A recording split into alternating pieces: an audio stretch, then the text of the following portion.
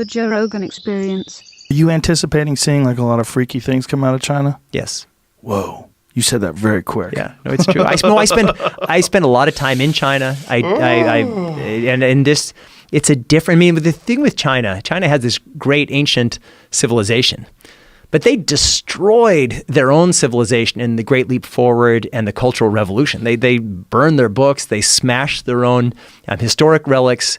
And so it's a society in many ways that's starting from scratch. And so all of these norms that people inherit through their traditions, China in many ways doesn't have. And so it's a very different, and China is growing. I mean, they are increasingly powerful, and China is going to be a major force defining the world of the 21st century. That's why America has to get its act together. That's a hard concept for us to grasp when we think about the fact that they had the Great Wall, they have so much ancient art and architecture. We just assume they're a really old culture. They are, but they wiped it out. That's so crazy. That's why if you want to see great Chinese art, you have to go to Taiwan, because when the Chinese nationalists left in 1949, when they lost, as they were losing the Civil War, they took the treasures and they put them in the National Museum of Taiwan. In the Cultural Revolution, the Great Leap Forward, China, the Red Guards were just smashing all of their own stuff, their own ancient history. And now the Chinese Communist Party is saying, oh no, we're going back and we have this great 5,000-year-old culture. And in some ways it's true, but in some ways it's like an adolescent culture without these kinds of restrictions that other societies have. That's such a unique perspective that I haven't heard before. And it makes so much sense in terms of like how frantic they are at restructuring their world. Yeah. And they feel that they got screwed over because there is this sense of Chinese greatness. When you hear the word Middle Kingdom, it's like China's the center of the world and everybody else is some kind of tributary. And so they're monumentally pissed off that these colonial powers came and overpowered them, and they had to make all these concessions. They had to give land away, and hell-bent on regaining it. They're playing the long game. They are playing a long game, and we are not, and we have to be mindful of it. That's also something you can do if you have complete control of your population. You don't have to worry about people's opinions, or you can just go in the direction that you feel is going to benefit the Chinese power, the power that be. Well, this is a country run by engineers. We're a country run largely by lawyers and reality TV people, I guess. Yeah. But in China, it's run by engineers. So there are all these problems, and the answer is always engineering. So if you have a population problem, the answer is the one-child policy. Environmental problem, you have Three Gorges Dam. You don't have water in the north of China. You build this massive, biggest water project in the world from south to north. You want to win in the Olympics, you engineer your population, you take kids away from their families and put them in their Olympic sports school. So I write about this in Genesis Code. If you're China and you kind of have this Plato's Republic model of the world, and we're going to kind of identify the genetic, or maybe manipulate these genetic superstars to be our greatest scientists and mathematicians and business leaders and political leaders, like there's a model that you can imagine for how to do it. Wow. It makes you really nervous. It should. Yes. That's the thing. No, it's like, that's why, like, I just feel like with this country, we don't have time to have all these distractions. We're focusing on junk. Like what? Just like all of this. I'm on CNN all the time when I'm home in New York, and I always say, like, you guys, and I'm talking about kind of geopolitical issues, China and North Korea. What I always say is, like, you guys recognize this is porn. Like CNN and MSNBC, that's like one kind of porn, and Fox and whomever else, InfoWars, that's another kind of porn. But it's all porn. And we're drawing people's attention to these few stories. But there's these big stories that we have to focus on. And certainly the rise of China is such an essential story for the 21st century, because China is competing in all of these technologies. And China, it's like go, go, go. I mean, people in China who are involved in the tech world, when they go and visit Silicon Valley, uniformly they say, we cannot believe these people are so lazy. Like, why are they not working 24 hours a day? Why are they not issuing new products every week? And so they are racing somewhere, and it's going to have huge implications for the world. And so if we believe in our values, as I believe we should, we have to fight for them. And the place that we have to fight for them first is here. And we can't, it's just like every day that we're just focusing on this drama, this reality TV drama of our government is another day where we're not focusing on the big things. How are we going to get our act together? How are we going to lead the world in technology? I mean, if another example is immigration. Like we have this whole fight of how do we keep people out? What I'd like to do is to go to the State Department and say, all right, every embassy in the world, you have a new job. We're going to give you whatever number, 500 slots per year. You have to, in your country, find the 500 most brilliant, talented, creative, entrepreneurial people and say, we're giving you a green card. We're going to give you a little starter money. We want you to move to the United States and just start a life and have kids. And we should be creaming the crop, skimming the cream of the rest of the world. Like we could take over, we could revitalize this country, but we're having this fight of how do we keep a small number of refugees out? And it's just, we're not focusing on the right things. That's again, another very, very interesting perspective. We learned about Huawei in this country, really, not just, well, I learned about it because they put out some pretty innovative phones and some interesting technology. But we learned it because the State Department was telling people to stop using their phones. Yep.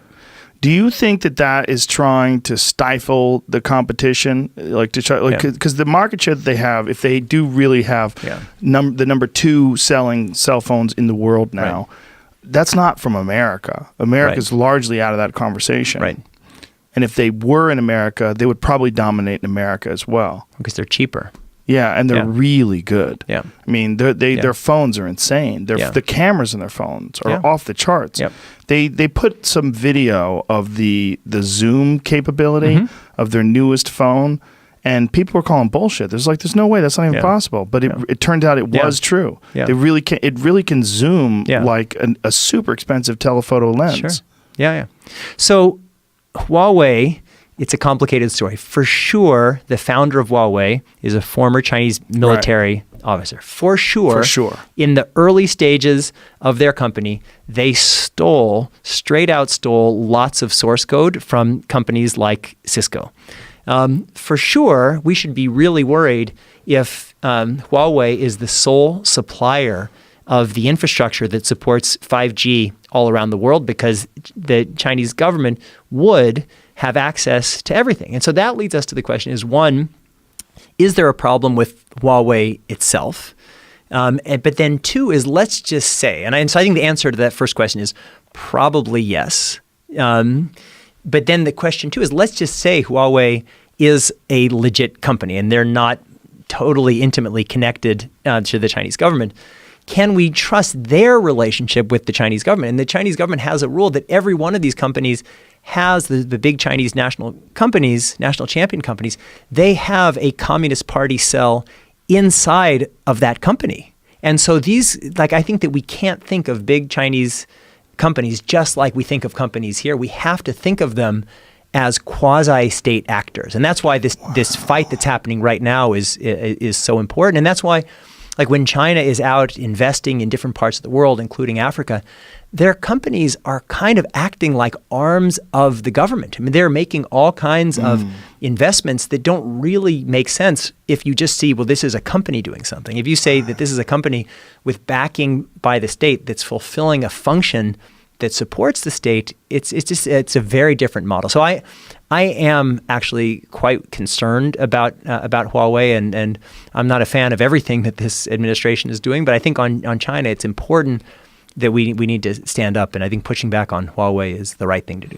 I'm uncomfortable about this for two reasons. One, I'm uncomfortable about the Chinese government being inexorably connected to this global superpower in technology, but I'm also uncomfortable that it sets a precedent for other nations to follow, because they're like, look, this is the only way to compete. Because what you were talking about, the investments that Huawei or that the Chinese government makes in these other these countries, and that don't seem to make sense if you're just dealing with a company. Right. But if you're dealing with someone who's trying to take over the world, it makes a lot of sense. Yeah, and so when we have our companies that you're out in someplace in Africa and you're competing with a Chinese company to do something, build a port or whatever, and you're competing because you are an American company, and so you have your calculus, all right, this is the port, what's the income stream going to be about it? And you have a certain amount that you can bid, because otherwise it becomes a bad investment. But if the Chinese company is that, their calculus is not, is this a good or bad investment? It's what is the state interest in controlling or quasi-controlling this asset? And so that's why we can't project ourselves onto the Chinese. We can't say they're just like us, just different. We have different models, and our models are competing. Do you think that we should avoid Huawei products like consumers should? I think the government should very tightly regulate products like Huawei products. Because some of their network, like routers, exactly. They've shown that they're using them to extract information. And so we have a long history of European, Japanese, South Korean companies that have invested very well. They've outcompeted us, and we allowed the Japanese companies to outcompete our auto manufacturers, and that was fine in the sense in the 1970s our cars had become shit because we had this monopoly. And so I'm all for open competition. I'm all for free trade. It has to be fair. But I think that what China is doing, China recognized as a state that they could use the tools of capitalism to achieve state ends. And I think we need to be very cautious about that. That's interesting that you compare it to the automotive market because the consequences are so much different, right? So much different But we do have a model to go on. We could see what happened. We made shitty cars. The Japanese took over. Yeah. And then we made better cars. Like I have a rental car here in Los Angeles, and I went to the rental car place at LAX, and they had all of the different cars, and there was like a Nissan and a Toyota, and there was a Cadillac. And I thought, I said, I'm going to go with the Caddy. So it's a great car, and so I think they're amazing. They're incredible. Yeah, American cars are very good now. They're great. Yeah. And so like I'm all for competition, but I just feel like what some Chinese companies are doing, it's not competition. They have become, not all of them, but quasi-state actors. And if that's what they're doing, I think we need to respond to them in that way. Interesting.